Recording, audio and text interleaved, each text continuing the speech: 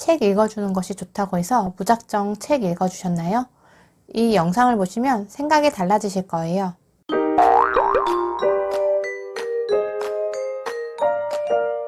안녕하세요. 하하호호밥입니다. 지난번 4에서 7세 아이를 둔 부모는 꼭 보세요 영상에서 배경 지식과 안목 지식에 대해서 말씀을 드렸었는데요. 못 보신 분들은 위 카드 클릭해서 먼저 보시는 것을 권해드립니다. 배경 지식과 안목 지식이 잘 어우러져야 좋다. 배경 지식을 쌓기 위해서는 독서가 최고다. 라는 말을 드렸었는데요. 이번 영상에서는 독서의 중요성, 독서 방법에 대해서 말씀드리려고 합니다. 독서는 세상의 이야기, 지식을 습득할 수 있게 도와줄 뿐만 아니라 내가 등장인물이 되어서 직접 경험하는 듯한 느낌을 들게 합니다. 하지만 중요한 것은 책에서 얻은 지식을 현실에서 직접 체험해보지 못한다면 그 지식은 한계에 부딪히고 만다는 것입니다. 예를 들어 물을 먹어보기만 한 아이와 물을 직접 심고 수확한 아이가 무에 대해 책을 읽어본다고 가정해 볼게요. 당연히 직접 경험하고 체험한 아이가 무에 대한 지식을 빠르게 습득하고 그것을 바탕으로 다양한 아이디어로 발전시켜 나갈 수 있겠죠. 책을 통해 지식과 놀이를 유기적으로 연결해서 통합적 지식이 쌓아나갈 수 있도록 도와주어야 합니다.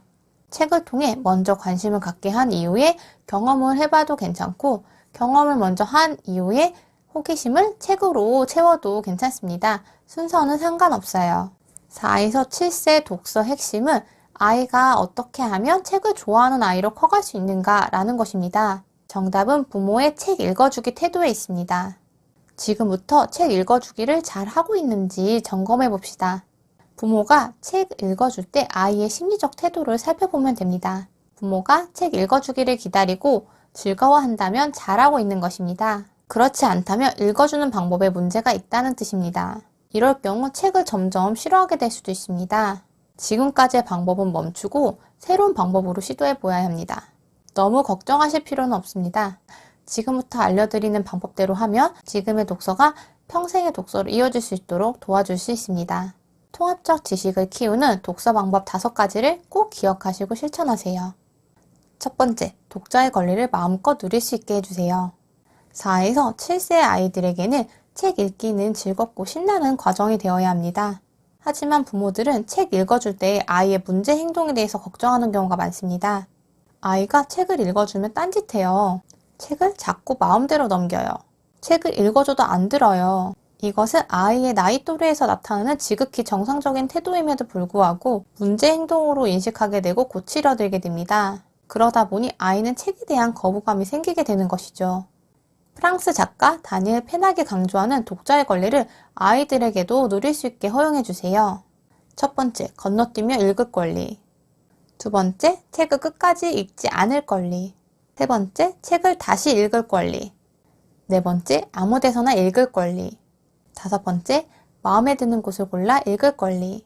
부모들은 이렇게 읽는 것이 제대로 된 독서가 아니라는 고정관념 때문에 아이가 좋아하는 것을 무시하고 책상에 앉아서 처음부터 끝까지 책을 읽어주기도 하는데요.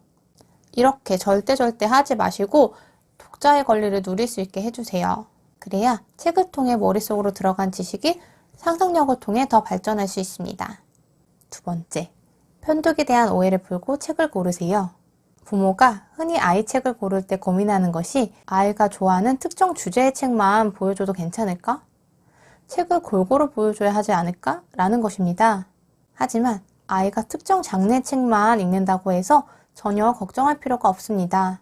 아이가 관심 있어 하는 책을 고르고 그것을 바탕으로 주제를 좀 더 깊이 있게 알 수 있도록 확장시켜 나가면 됩니다. 예를 들어 우주를 좋아하는 아이라면 외계인이 나타나는 창작 동화부터 태양계에 대해서 알려주는 지식책, 우주의 무중력과 지구의 중력을 설명해주는 과학책으로 확장시켜 보세요.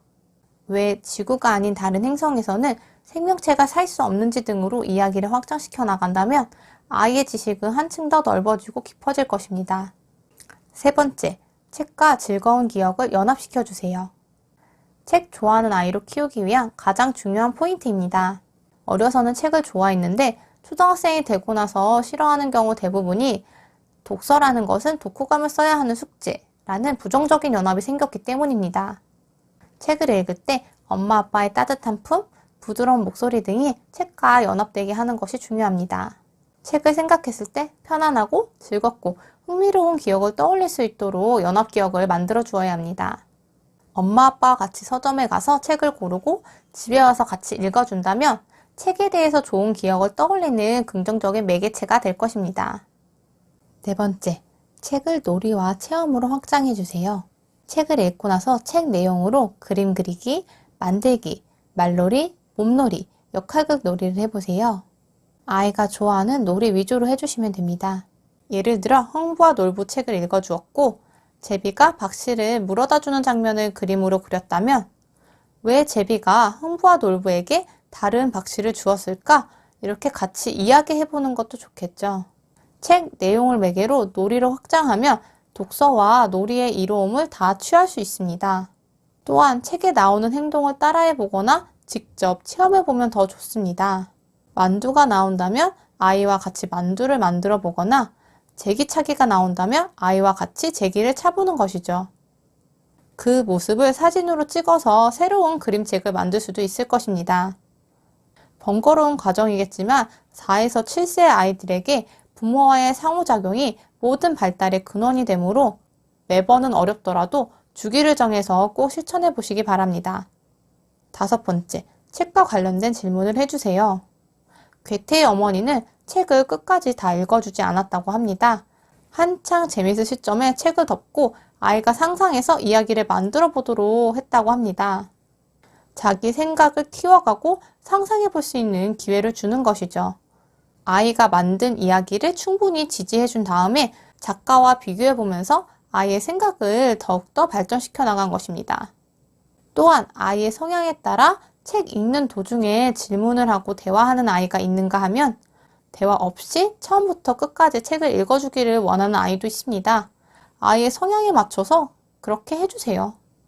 자주 질문하는 아이라면 질문마다 왜 그렇게 생각을 하였는지 물어보며 충분히 대화해주세요.